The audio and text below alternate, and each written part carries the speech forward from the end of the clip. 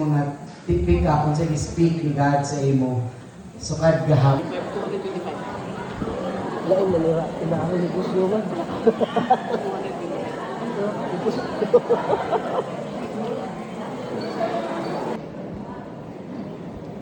Sige, let's pray. So Father, we thank you for such a beautiful, beautiful morning. Beautiful na day. We even thank you for a wonderful rest sa among mga bodies. So Father, we ask of you na i-sustain kami karon sa tibok nga adlaw sa among mga buluhaton. And tagay kami sa kapasidad sa pagdawat, sa pagsabot, sa mga butang na imong ginapadayag ka namo, especially as an organization.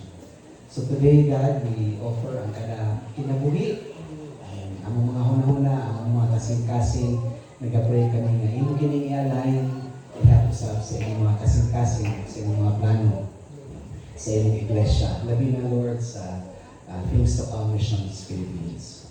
So today, we offer this time to you, ang pagpasabot, ang lectures, even ang mga workshops na mong paghihimong today. So be blessed, be glorified, be honored in the mighty name of Jesus. Amen. Amen. So magbingkod ka. Okay. Kung inyo ma-remember, sa first na lecture ni Pastor Zoe, gi-emphasize kayo ni Pastor Zoe ang kanabang ang atong design as God's creation, as human beings. Gi-emphasize nato nga ang God yun, naagin siya yung purpose sa matag-usapan nato. And atong nakita nga gitagaan ka sa Ginoo og mga kapasidad para kita mahimong makaila, mahigugma, ug magpili sa Ginoo. Walay question na ang atong salvation is by faith. Amen ba? No? Romans 5:1, therefore having been justified by faith, we have peace with God.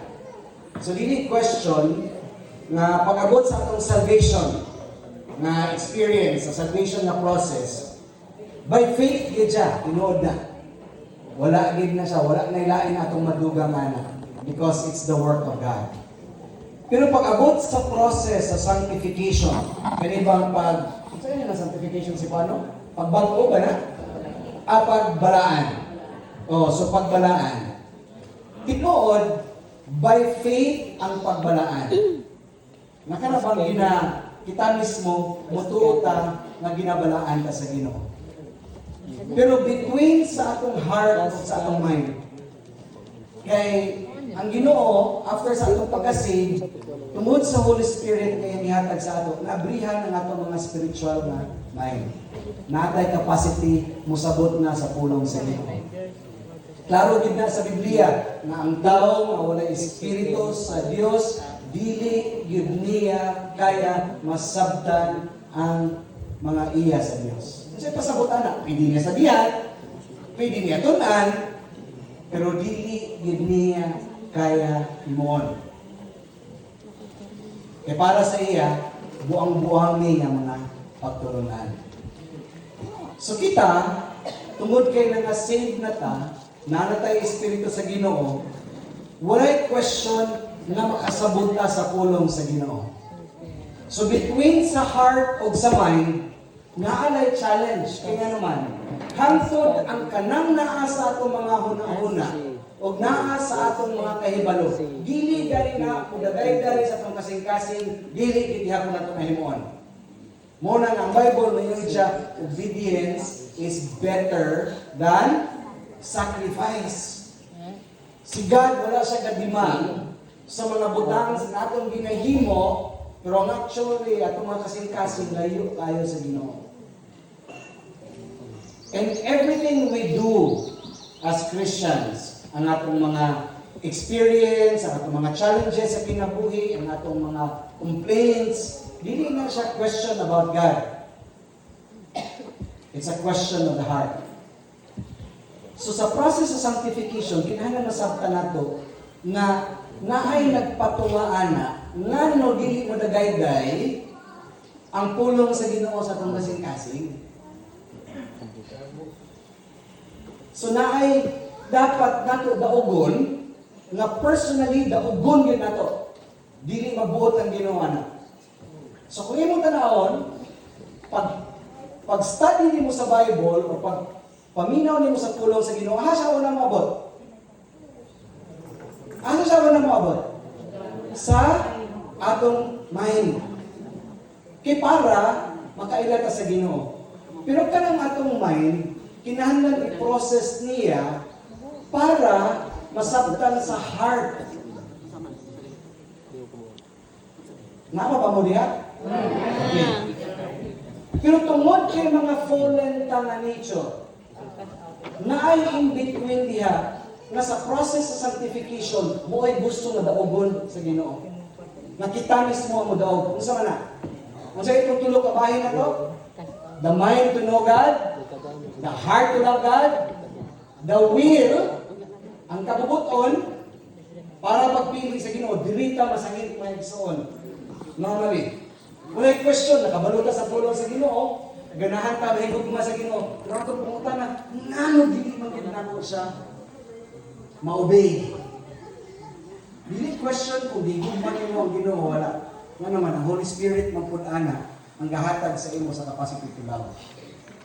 Pero hangtod dili nato daogon ang kanang desisyon ba moingon gyud ta nga dili ako gyung isubmitar ang akong kabubuton sa pulong sa Ginoo. Hindi na kaabot sa kasing-kasing. Muna nga naay mga Christians na dugay na tayo. Sunday in, Sunday out, Bible study, prayer meeting. Pero wala yun the change ang iyang kinabuhi. Ang Bible is not meant to inform. It's meant to transform. Pero kinahanglan din nato ikaw, kinahanglan kita mo resign, Lord, ako ning dawaton. Lord, isubmitar na ko, bahala di ko ganahan ni, isubmitar na ko. Diha ta ba kahit nga naman. Ang atong flesh, mo yun siya, no, I don't want to do anything with the Lord. Gusto ko nga, ang atong kaugalingon na akong gusto sundin. And so, mo po na ang mga plano sa Ginoo sa atong mga kinabuhi. Sa mga husbands and wives, every time na moingon mo sa inyong mga bana or sa inyong mga asawa, moingon galing mga musabit lang ang asawa, musabit lang ko basta kay. Hatag ang kondisyon, that means you are not submitting yourself. Even you know na it's the will of God to submit to your husband. Ang mga husband po, mulab lang ko sa imo, basta kay mo submit ka sa buha. Hindi po siya mahitabo. It has to be a conscious decision na higugmaon ako akong asawa, bahala pag hindi siya mo submit sa buha. And ang mga asawa po, ngayon siya, mo submit ko. Even nga dili ko higugmaon sa kumbana, because that's what the Lord wants me to do.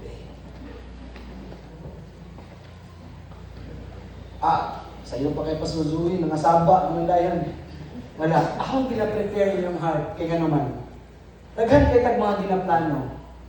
Pero mga plano na to, usahay, dili na to siya mapalya through. So nata, nga naman, it's because natay consciously nata sa itong mga heart, usahay, mau magyapon na. Plano tali, magyapon na mahitabo. So wala, hindi mahitabo. And the purpose, nga no, ginarali karon ang tibuok yun nga mga grace believers all over the Philippines. Nga punta at the very least nga matagaan ang panahon na ano bang mag-uban ta together, mag-help ta together, whether asa ka nga district, asa ka nga church, kana bang dili siya competition or dili siya ni padaganay bunsa kundi atong ginahimaya ang Ginoo sa atong mga journey. Kaya ang Ginoo mong God, dili siya ganahan og competition. Gina-honor niya kung kita bitaw, di ba? Usahay magtanaw ta sa atong uban na Christians, manat ta magugay na makay siya, ano man siya.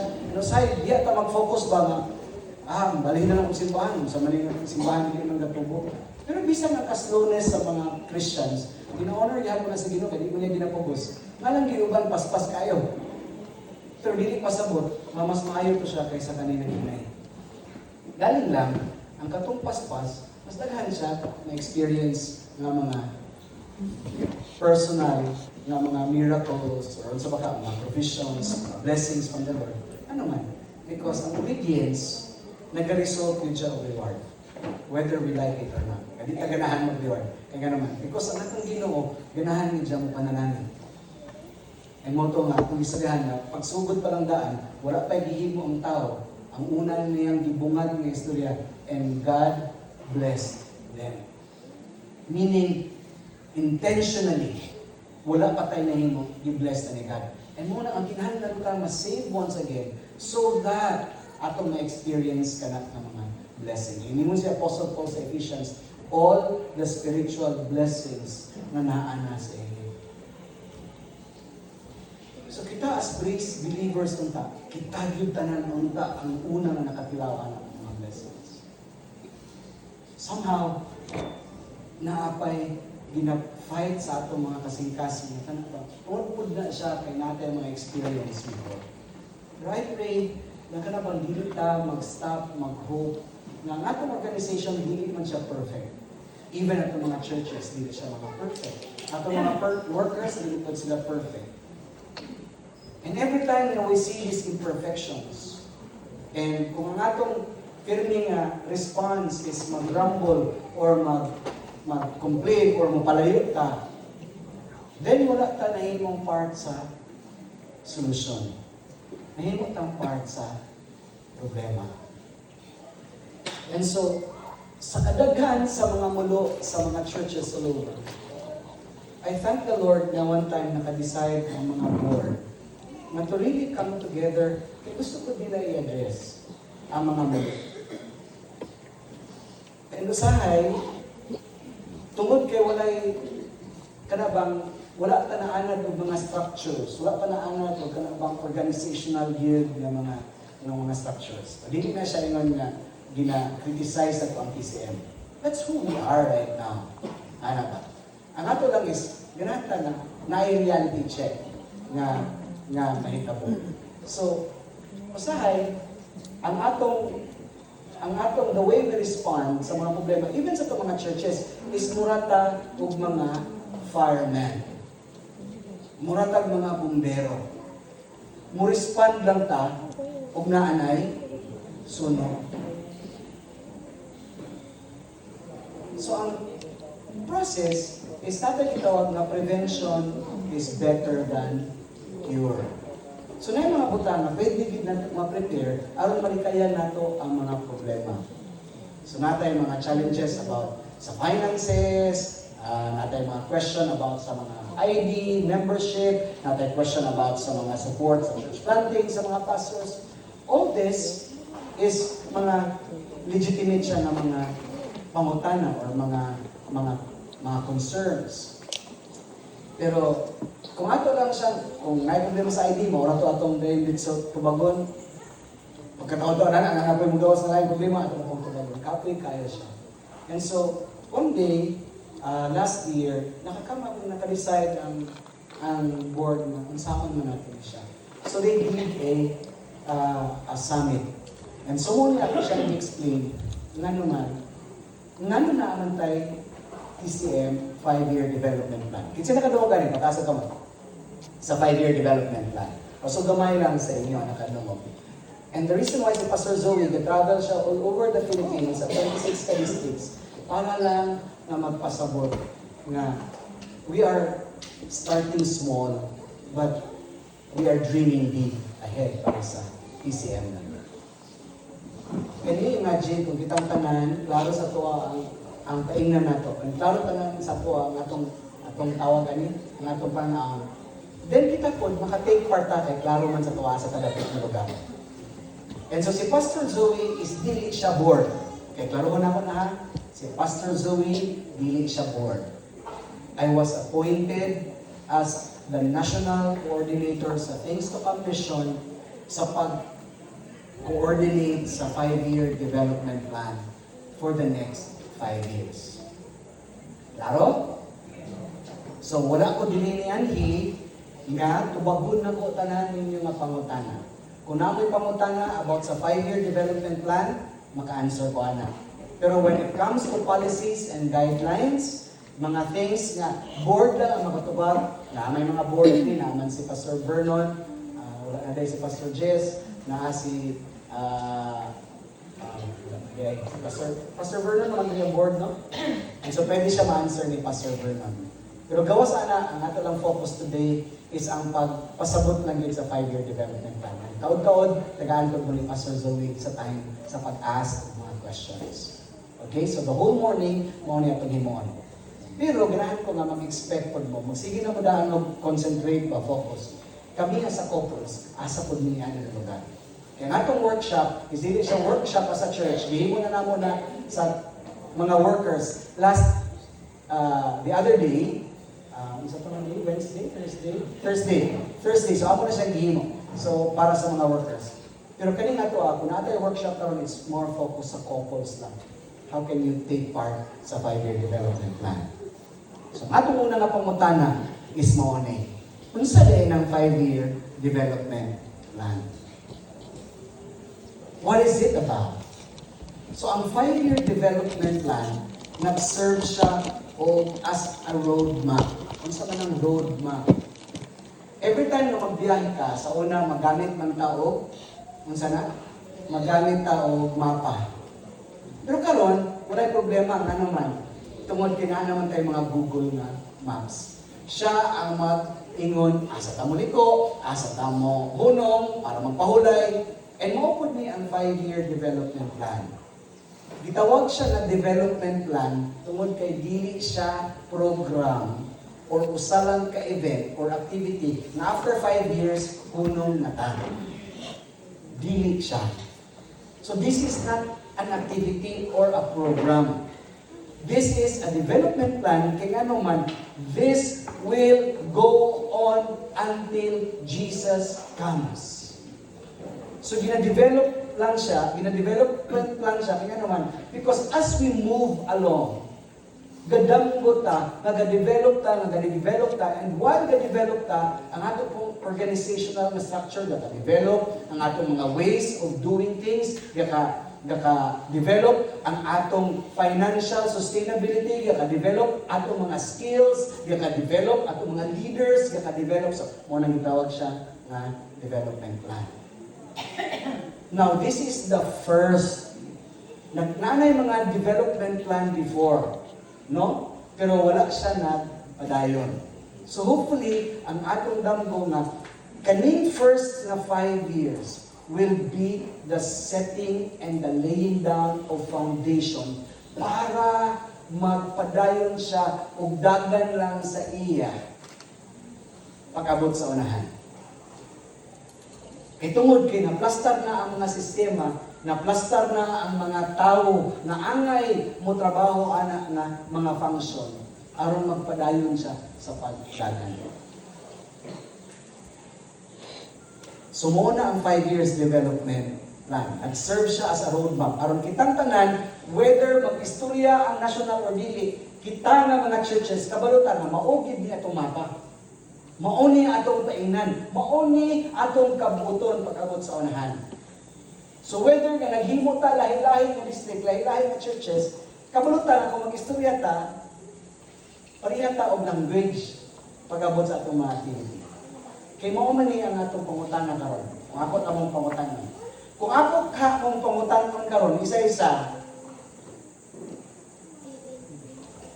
Kana ba pangutana ka individual? Maingon nga ngano na TCM nga? Unsay ko tubag? So kung 200 na diri, posible na 200 pud na question lahi-lahi na answer ang akong madawat. Wala pa mo kahalan na? Ngano natin si Evan mo?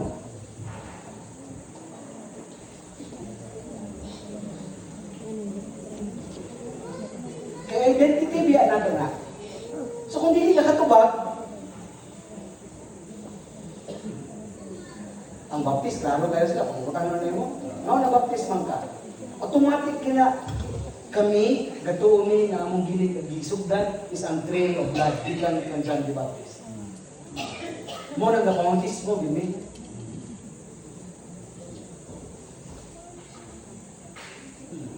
Ano sabi?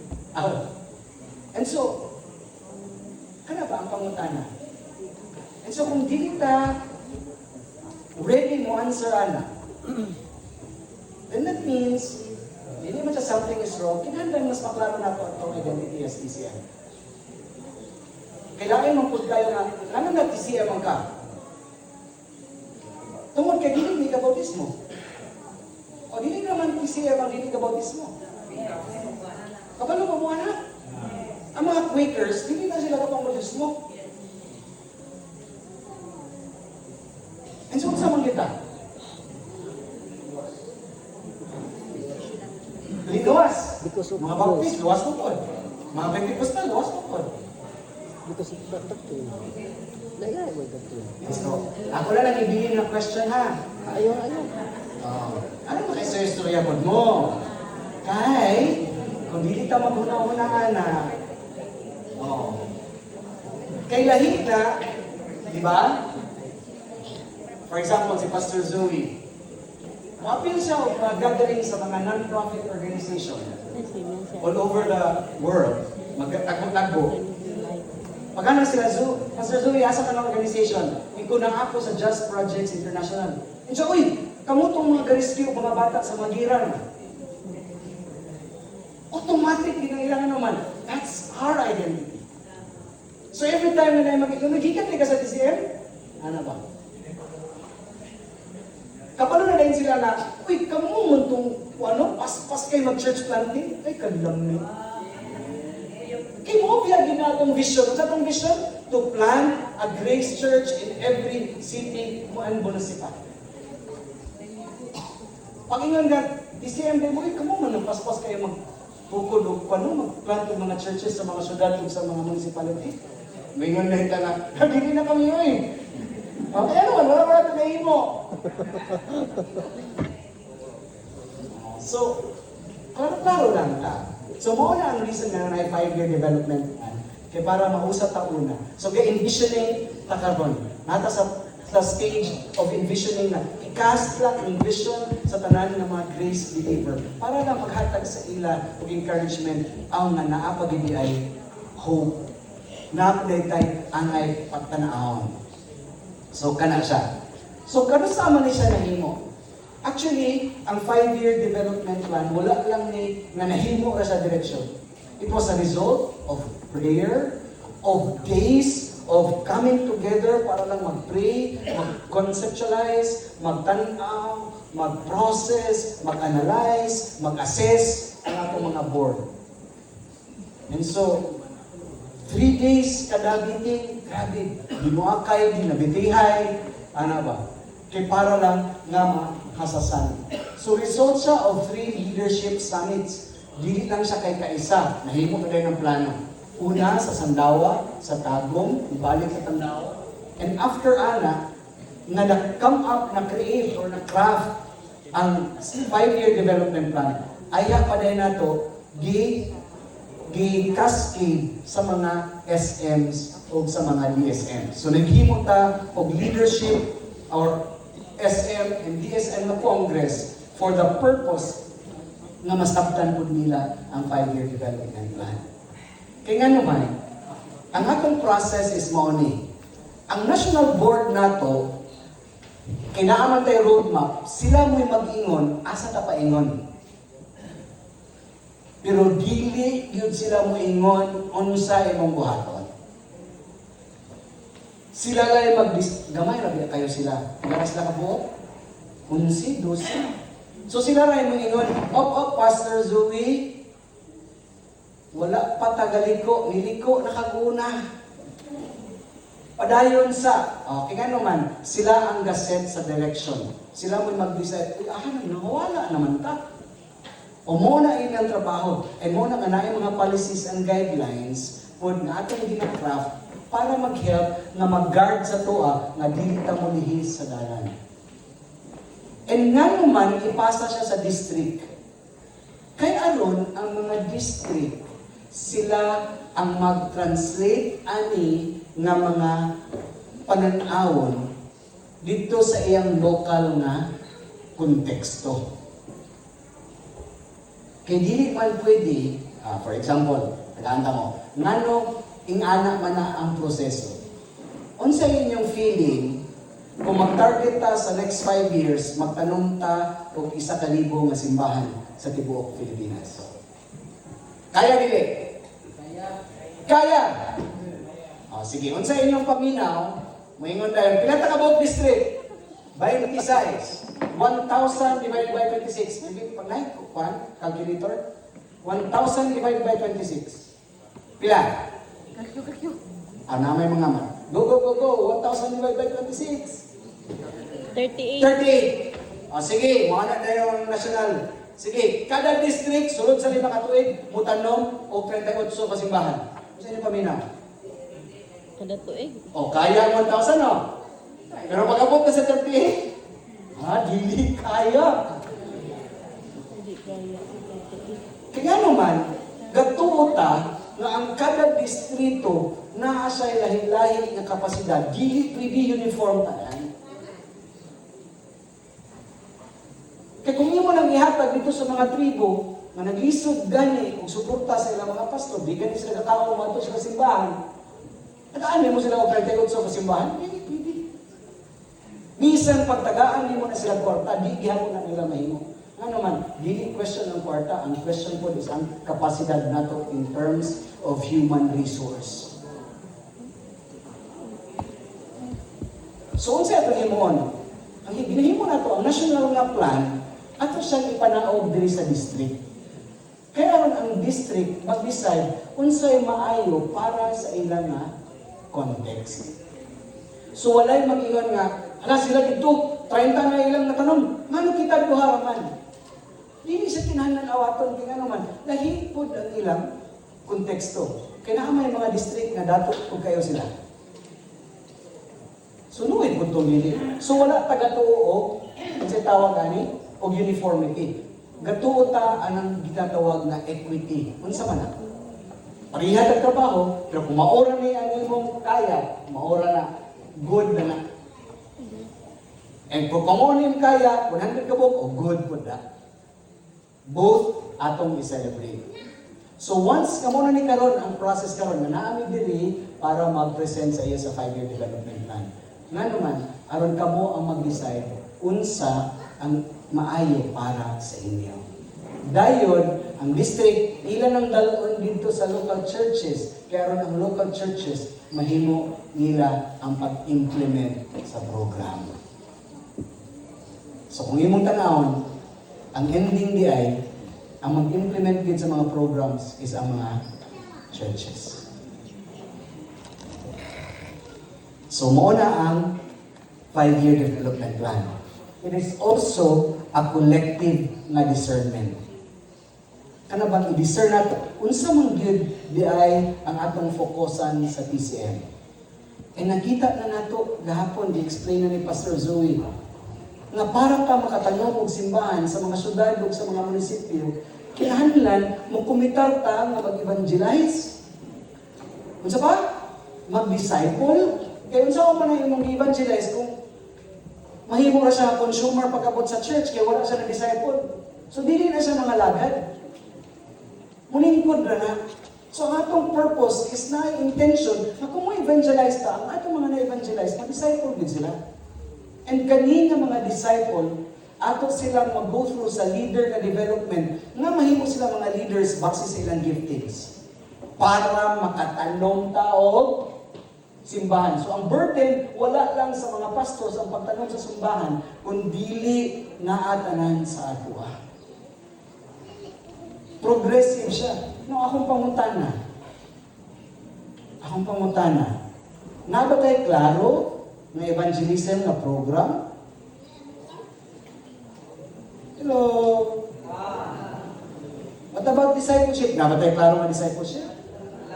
Wala. Na ba tayo klaro nga mag-develop ng mga leaders? Gawin sa mga dili. Bitaw, joke lang. Hindi. So, muna siya. Ato na pa. wala ko ka-condemn ha, ginapakita na natin ang realidad. So, kung mauni siya ang vehicle, muna ni karon. Nanay tayo madulngan, nanay mapa. Naon saan ito pagkado dito? Pag wala tayo sakyan, payon dito, muna isa itong ginagamit nga vehicle. Evangelism, ang discipleship, leader development, church planting, para makaabot ang asa tadapit angay mo ito. Handa lang din siya kasimple mga exo, hindi din siya complicated dahil. So ang vehicle niya is na-added to. Kasi yung mga pasahero, kita mga local churches. No? Para makaabot ang asa tadapit mo ito. So nga collective discernment man, aron kita katanan, ma-understand nato nga mao dinhi ang direction karon national. Aron kamo pod maka-take part na. Sa una, ang question about sa finances, mayon gid sila sa una, sige kung paminaw, maka sila. Way kwarta. Ang bukid doon, pag pastor na ako, pag start na mo, fellowship sa yung people, mayon gid sila, walay kwarta. So by faith, ngayon ko, maghimo ta og fellowship. Nakano ba ang mga bata, wala gid sila himuon, di sila maglungag, di sila mag-tent, kundi na sila sa mga aircon na mga rooms, na pag-abot, di na sila magunahuna, magluto pa sila, di na sila magunahuna, maghugas pa sila, although part na sa training. Katulang, gusto lang ni na maka-experience sila of something different. Kaya naman, kadaghan ang mga young people, kunya, ang mga churches, wala gadagko. So, gahukot. Mga dili mapod mo daghan ang siya. So, mo to, nag-decide me nga, no, let's put it in a resort. Nga ako nga resort. Ang challenge lang, kaya ang registration 1,500. Pag ingon ako sa mga workers, automatic yun. Dili nato na kaya. Ngayon ko nga naman, ana sila, di man gani sila mo appeal sa 150. Sa 1.5 na noon, grabe ako buto-buto sa mga kasing-kasing. Ahanin ko nga, so asa na itong ginawa ni? Siya tinuod man ng Ginoo mag-provide. Pero dili imposible gid ha. So ingon ko nga sa kamamigin, sige, maghatag ta og mga paranaan. Kung okay ra man ka mga pastor, kung bisita ko sa inyong mga simbahan. So nag-cast ko og mga vision about sa young people. Nag-start ta og program to create and to raise up young leaders para sa atong mga churches. Isugot raman po sila. So, nag-start ko mobilize. Simple ra gid ang akong ingon. Mao ni ang panahon, ang atong mga young people gakawala na sa Bukidnon, gakaminyo sila sayo, wala na sila gakahuman sa eskwela, hangtod wala mga young people na mag-model ani, wala gid sila panahon. So, let's start na atong mga fellowship ato siyang lahion ang pamagi. Kana bang pagpili gyud o pag-identify ang mga potential na mga leaders. And so, 1.5. So, moto ang akong giadto sa mga simbahan. And then, di-challenge na ko ang mga young professionals.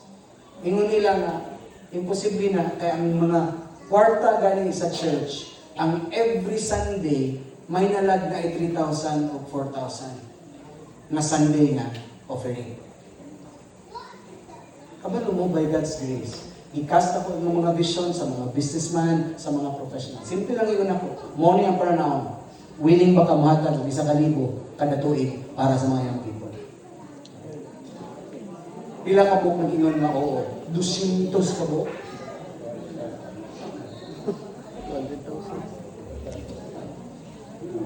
So, ibalikan ako mga pastor. Naman lagi kwarta.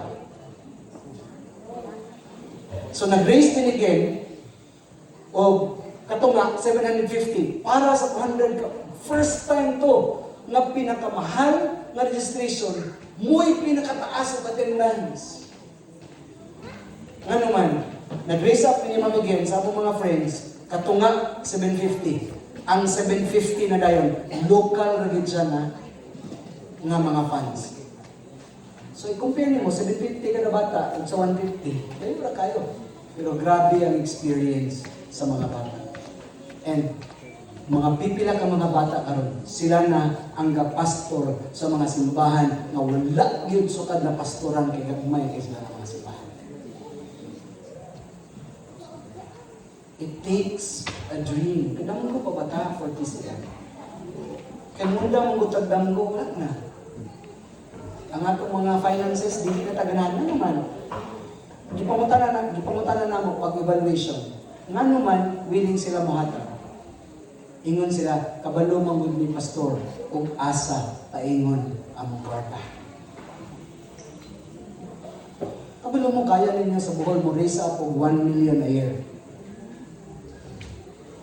Wala kayo programa na muuna atong angay gastuhan. Ay, sorry. Kana naging lihukan kayo. So, ang atong target is from activity. Kana ba magsigiri taghimo activity? Kundi ato yung gatan-aw, kani ba ato mga ginahimo? Ga-impact bagid ni siya og mga kinabuhi. Kaya naman, ang ato yung rallying call, first and foremost, is we are ambassadors of Christ and we are called to reconcile man back to God. Mao na atong rallying call. That's our great commission. Tinodili. Pero muna, kung dili klaro ang mga programs na ma-set in place, wala ka kayo ganahan mahatag sa ilang kwarta. Tinod? Okay nga naman. Kung i-fellowship or sa permit, huwag ka ng mga bata. Prituhin lang ng duha katamban, duha ka itlog, busog na sila. O, so sakto lagi ng 150. No? Pero, sa mga pag-train po sa ilan, it takes resources yan. Ang mga training sa leaders, ang mga materials, kinanan sila. Sumuot ang atong 5-year development plan. Pag-craft na, ang mga involved, number 1 is ang mga board of trustees. Atong mga council of the elders were present also at the time. Tanang department heads, ni-appeal po daan nga time. Zone presidents, ni-appeal po sila. And then later on, pag-cascade na ang mga SM o DSM. So, unsa ang nahitabo during sa pag-craft, kanibang pag-create sa 5-year development? Ang process na gigamit is una sa tanan, gi-revisit yun ang mission vision. Gi-revisit nila. So, mo din niya itong vision. So, ikisabihan nila sa mga board, mo din niya itong vision niya. So, kaya dapat, kung mo na itong vision, dapat ma-align taan ang vision. Dapat mauna atong ginahimo. Mauna atong ginabutangan sa itong mga kwarta, mauna ginabutangan atong sa itong mga efforts, mauna atong ginabutangan sa tanan nato ng mga resources of manpower. Kaya mauna na atong pananaw. And so, ginivisit na sa mga board o sa mga council of elders. May mga gamay nga debate, pero at the end, naka-decide sila na, tinuod ba, maogi din siya. And so, si Pastor Zoe, I did mga facilitated na mga devotions and Bible reflections para sa ila, para sila po, baka na sila na amaogi din niya itong direction. Nga naman, because no person is good enough na moingon sa mga leaders na moon inyong angahimon. Si God na din, o ang Holy Spirit. Muna nga, si Pastor Zoe, pag-facilitate niya, di-make sure din ako na mauna din pirmi ang Bible ng mga facilitated ng mga devotions o mga Bible reflections. And then, naghimot ang mga workshop using ang OGSM na framework. Ayaw mo ka-rato na ng OGSM. Simple na siya. It's a strategic framework ka bang planning na ang meaning rin niya sa O is mag-create ka og objective. Paghuman, kung na kayo objective, unsa imong goals para makuha nimo na objective.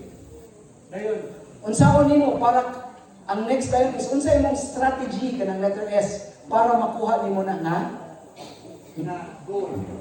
And ang last dayon is ang measure. Unsaon imong pagkabalo na nakabot nato na number. For example, 1,000 kabuok ang ma-evangelize sa kada district sa kada tuig. So dapat na ay mag-monitor nga nag-1,000 ba ta? Na naka-evangelize mo tag 1,000. No? And so muna siya ang gigamit nato. Kaya nga naman OGSM, ang OGSM ang good, nagahatag siya clarity o focus kanang framework sa atong mga planning. And I understand, muna nga atong yung ginadala diri sa atong mga district. I understand because kitang tanan, gawa sa mga professionals, mga businessman, gawa sa mga naay mga nasa mga organizations, Anad mo ani pagabot nga naa mo yung mga strategic planning, yearly nga planning. Mga DepEd teachers na mo, mga businessman na apod mo para mag-planning. Pero sa una, wala ka gitaan ang kanabang galingkod ta para mag-una.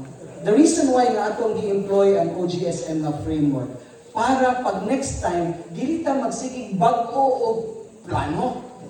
Unsa ra tong himon? Kaning 5 years kung unsa ang angay ra pagkuhon, mo na imong i-review pagka next 5 years. Dili nimo siya kinahanglan i-reson para magsugod na pug bag-o tanan. Kapoy kayo na. Ang nakagwapo sa OGSM na framework, uy, wala man ni nag-work, ngano man. So i-improve or unsa? Ilisan ni siya or i-stop siya. Dili ni mag-work atong ilisan. Instead nga bakuhon ang tanan nga plano. Sugod na po tagbag-o. Dili. Kaya gitawag siya na development plan. Ang atong mga munisipyo, naa sila'y development plan. And kuyaw kayo sila, 25 years. Mao bitaw na, dili ka makapataka usahay. Sa una, pwede naman magtukod diri sa kanang balay-balay diri sa dalan. Pero actually, kung balikan niyo mo dito sa munisipyo, naanad sa planning, 25 years ago pa, bawal ginabalayan. Yung muna mo sa'yo, maghimo ang ubag. 25 years pa lagi ni. Magbalay lang ta. Igo-igo yun. Na, kung gubaon nila, okay ra. Kaya nakapuyo naman tag 25 years. Pag after 25 years, kay bulduso na. Paso-paso na dahil, hindi mo na yung mulakaw. No? So, muna siya ang process. So, ang atong ang summit na output na hitabo is mauni ang 7 key priorities. Ang 7 key priorities na karabang na-decided sa board na kung gusto ta na makapot na itong vision, tutukan nato ng 7 ka mga focus na mga priorities. So, ang sa'yo pasabot kung prioridad siya? Unahon siya. It's of importance. So, ang hitabo, itungod kay priority siya, tanan nga resources dapat na-adrig yun unsa tawagan na? Ma-focus sa aning nga mga priorities. Tanan nga mga plano, diri gyud sa ma-focus. Tanan nga mga activities, diri tanan. Kaya naman, para mag-contribute sa overall nato nga success sa atong mission. Atong mga trainings, focus po pag-abot ni Ana. Ang atong mga giftings, ato po siya i-make sure na ma-focus siya ni Ana. So, unsa man nga 7 key priorities? And mao ni ang result nga nahitabo. So, ang pinaka-objective yun is mao ni. Atong basahon together.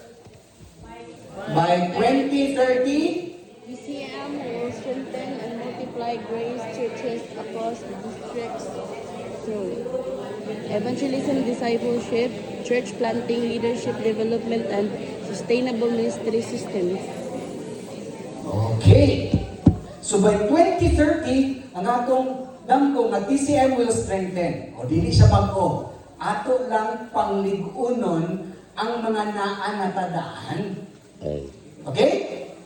Dili kay natin bagong programa. Kuno nga sa katalan ninyo mga gihimo. Dili. Ato lang siyang ligunon, no?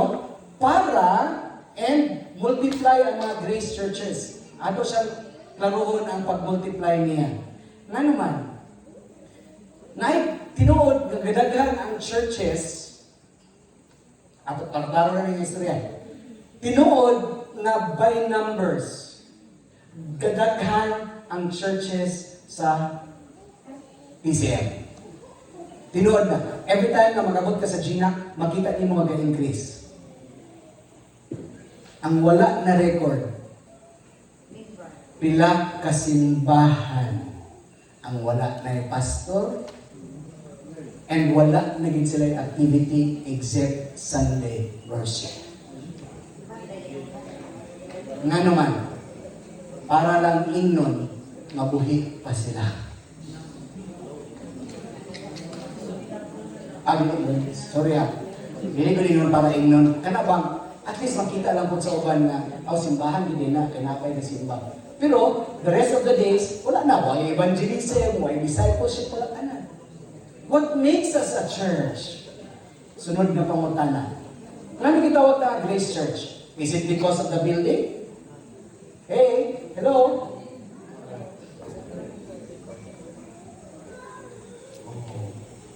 So kaya mo na nga gitawag siya nga strengthen and pag-multiply. Kaya naman sa atong vision mo ni to plant, grace, reproducing churches. Na siya qualifier. Na kana nga Grace Church atong itanong, dapat naa siya capacity ng magtanong pod. Now, kung wala ng 7 ka mga priorities, mahimo ka niya. Dili na ito ginadiscount ang power sa prayer. Pero kung gamay ka nga church, nga naman, like for example, sa amon sa Bukidnon, nagi church yun. Nga 5 na lang din sila kasimba, pero dako ilang simbahan. Pangutanong nimo, ga-evangelize mo ba mo? Pastor, nahurot na ako evangelize. Ano naman sila? Hindi sila na, kay gamay na kayo sila nga sityo, ito sila kabog simbahan. Nga lahi-lahi. And so, nga naman magtanong mo, sorry ha. Pero ka na ba, kung akong tanaw itong strategy, kung magtanong kang simbahan diha, buta na itong 200 sila, bahay mo, 5 ka buok, tag 20-20, tag 40-40. Nga sila kay 5 naman yun. Normally, ang Pentecostal may pinakadaghan. Sorry. No, baptist sila na yung pinakadaghan. Wala tanong mo tanaan ng ano?